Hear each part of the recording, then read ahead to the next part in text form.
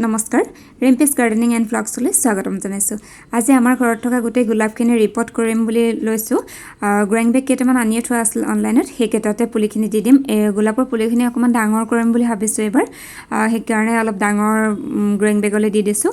ফুলখিনি ৰাখি থৈছোঁ আৰু অলপ অলপ কোঁহপাত যিকেইটাত আছে সেইখিনি ৰাখি থৈছোঁ বাকী চব মই পাতবোৰ কাটি লৈছোঁ অলপ অলপ ডালবোৰ কাটি লৈছোঁ তেতিয়া মানে উঠাই ৰুবলৈ ভাল হয় বেলেগ এটা আৰু ভালকৈ বাঢ়েও আৰু গ্ৰ'ইং বেগ কেইটাত মই এয়া লৈ লৈছোঁ শুকান গোবৰ আৰু 4 ভাগৰ 1 ভাগ লৈ লৈছোঁ আৰু এয়া কাঠৰ চলি আৰু এইখিনি এফালে আছে এয়া খলি হৈ যিখিনি সৰিয়হৰ পেৰাৰ পিছত থাকি যায় সেইখিনি এইবোৰ শুকান খলি হৈ এইখিনি গুড়িও কৰিও ল'ব পাৰে এনেকৈও দিব পাৰে আৰু এয়া লৈছোঁ বালি মাটি আৰু কেঁচুসাৰ গোটেইখিনি সমান জোখত লৈ লৈছোঁ এতিয়া মই এটা ৰিপৰ্ট কৰি দেখুৱাম কেনেকৈ মই কি কৰিছোঁ আৰু লগত কি দিছোঁ কেনেকৈ কৰিম সেই গোটেইখিনি দেখুৱাম তাৰপিছত বাকীখিনি কৰি লওঁ আপোনালোকে যদি কৰিব বিচাৰে তেনেহ'লে এনেকৈ কৰি ল'ব পাৰে এতিয়া এইটো গ্ৰ'ইং বেগটো লৈছোঁ ইয়াত গোবৰখিনিটো দিয়াই আছে গ্ৰ'ইং বেগটোৰ 4 ভাগৰ 1 ভাগ মই তলত প্ৰথম দি লৈছোঁ শুকান গোবৰখিনি কেঁচুসাৰো দিব পাৰে আৰু এয়া দি লৈছোঁ খলি হৈ সৰু টাব এটাতে এটা টাব দিছোঁ মানে এটা লেয়াৰ কৰি দিছোঁ গোবৰৰ ওপৰত এইখিনি পিছত পানী পালে ফুলি মিক্স হৈ যাব পিছত আকৌ মাটিৰ নিচিনাই হৈ যাব তাৰপাছত মই এতিয়া টাবৰ পৰা মাটিৰে সৈতে পুলিটো উলিয়াই ল'ম আৰু এটা কাষত এনেকৈ বহাই দিম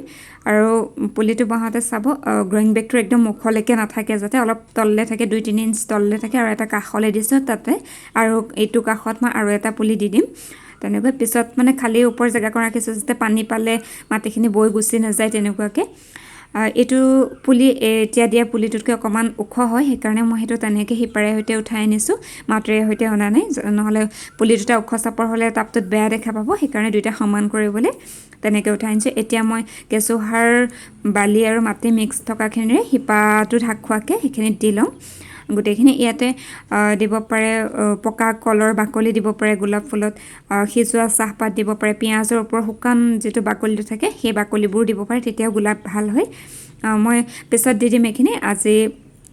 এতিয়াই দি নিদিওঁ পিছত আকৌ যেতিয়া দিবলগীয়া হ'ব 1 মাহ 2 মাহমান হ'ব পাত ধুনীয়াকৈ ওলাব তেতিয়া আকৌ সেয়া দি দিম এতিয়া মই ইয়াৰ ওপৰত দিম কাঠৰ চলিৰ সলনি কক'পিট দিব পাৰে বা তুঁহ দিব পাৰে গোটেইকেইটা একেই কাম কৰে মানে মাটিখিনি মচমচীয়া কৰি ৰাখে মানে আঠা হৈ নাযায় যাতে আৰু শিপাখিনি ধুনীয়াকৈ ওলাবলৈ সুবিধা হয় ইফালে বগাবলৈ সুবিধা হয় তাৰপিছত মই আকৌ ওপৰত বালি মাটিখিনি এনেকৈ দি দিম ওপৰত খালি 3 ইঞ্চি 2 ইঞ্চিমান জেগা ৰাখি থ'ম মাটিখিনি দি হোৱাৰ পিছত মই গ্ৰ'ইং বেগটো এনেকৈ মুটুকাই দিলোঁ যাতে পিছত সাৰ জাবৰ দিবলগীয়া হ'লে আকৌ দিবলৈ জেগা থাকি যায় তেনেকৈ ৰাখি থ'ম এতিয়া এইটো ৰোৱা হৈ গ'ল বাকী গোটেইখিনি মই ৰুই লওঁ তাৰপিছত দেখুৱাই আছোঁ এইখিনি ৰোৱা হৈ গ'ল গোটেইখিনি আপোনালোকে ইচ্ছা কৰিলে এতিয়া পানী দি ল'ব পাৰে এই সময়ছোৱাতে মই এতিয়া নিদিওঁ কাৰণ বাহিৰত কিনকিনীয়া বৰষুণ দি আছে ডাৱৰীয়া বতৰ মই তালৈকে গোটেইখিনি উলিয়াই দিম সেইকাৰণে পানী এতিয়াই দি নিদিওঁ আৰু আপোনালোকে তেনেকৈ ৰিপৰ্ট কৰিলে এনেকুৱা ডাৱৰীয়া বতৰ কিনকিনীয়া বতৰতে কৰিব তেতিয়া মৰাৰ চান্সটো একদম কম থাকে আৰু এইখিনি হাইড্ৰেঞ্জিয়া এজোপা আৰু গোলাপ এজোপা কালি আনিছিলোঁ সেইকেইটাও এতিয়াই লগতে ৰিপৰ্ট কৰি দিলোঁ আৰু এইখিনি মই এতিয়া চাফা কৰি লওঁ গোটেইখিনি মাটি অ'ত পৰি আছে লেতেৰা হৈ আছে চাফা চিকুণ কৰি হোৱাৰ পিছত ইয়াত মই নিম অইল স্প্ৰে কৰিম আৰু বুষ্টাৰ এটা স্প্ৰে কৰিম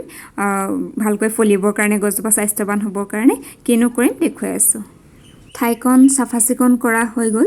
এতিয়া মই ইয়াতে কাটিবলগীয়া আৰু কিবা আছে যদি কাটি মেলি লওঁ এইটো এটা কাটিব লাগিব এইটো চাকাৰ হয় এইটো কাষেদি যে ওলাই আহে বেছি কাঁইট থকাকৈ গোটেই গছজোপা মাৰি পেলাই সেইবোৰ কাটি দিব লাগে আৰু শুকান আগবোৰ আছে সেইবোৰ অলপ কাটি দিছোঁ নহ'লে গোটেই ডালটো আকৌ শুকুৱাই পেলাব এইবোৰত মই ফাংগিচাইডো স্প্ৰে কৰিম যেতিয়া অলপ ৰ'দ দিব তেতিয়াহে ফাংগিচাইড স্প্ৰে কৰিম এতিয়াতো কিনকিনীয়া বৰষুণ দি আছে সেইকাৰণে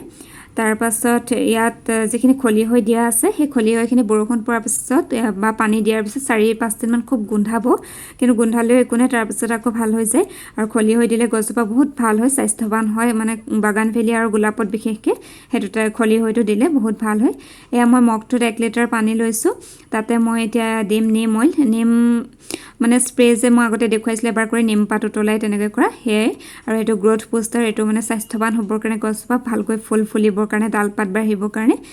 ইয়াতে মই এইখিনি গুলি ল'ম কেনেকৈ কি কৰিম সেইখিনি দেখুৱাম নিম পাত এতিয়া ঘৰত নাইকিয়া হ'ল সেইকাৰণে নিম অইলটো আনিবলগীয়া হ'ল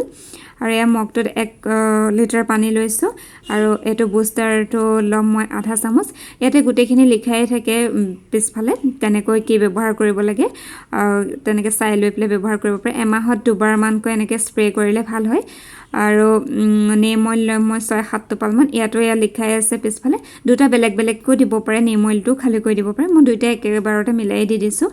আৰু স্প্ৰে বটলটো এইটো নতুনকৈ কিনা হয় এটোত 1 লিটাৰ ধৰে আগতেতো মই স্প্ৰে কৰিলে কলিনৰ বটলবোৰতে ভৰাই দিওঁ এতিয়া এইটো অনা হ'ল এইটো মানে কি হ'ল সুবিধা হয় স্প্ৰে কৰিবলৈ বেছিকৈ প্ৰেছ কৰি এনেকৈ থাকিব নালাগে মানে এবাৰ প্ৰেছ কৰিলে নিজে নিজে আহি থাকে আৰু স্পীডটো বেছি লাগিলেও মানে পাম্পটি স্পীডটো বঢ়াই ল'ব পাৰে গোটেইখিনিতে ধুনীয়াকৈ পৰি যায় আৰু এইখিনি স্প্ৰে কৰাৰ পিছত যেতিয়া অলপ শুকাই যাব পানীখিনি তাৰ পাছতহে মই এইখিনি বাহিৰলৈ উলিয়াই দিম আৰু গ্ৰ'থটো মই 2 মাহমানৰ পিছত আকৌ এবাৰ দেখুৱাম যে কেনেকুৱা হ'ল গোলাপখিনি ৰিপৰ্ট কৰাৰ পিছত ফুল কেনেকুৱা হৈছে ডালপাতবোৰ কেনেকুৱা হ'ল সেইখিনি গোটেইখিনি মই দেখুৱাম এতিয়া বৰষুণৰ বতৰত মই আধা ঘণ্টামানৰ পিছত আকৌ উলিয়াই দিম আজিলৈ ভিডিঅ'টো ইমানেই ধন্যবাদ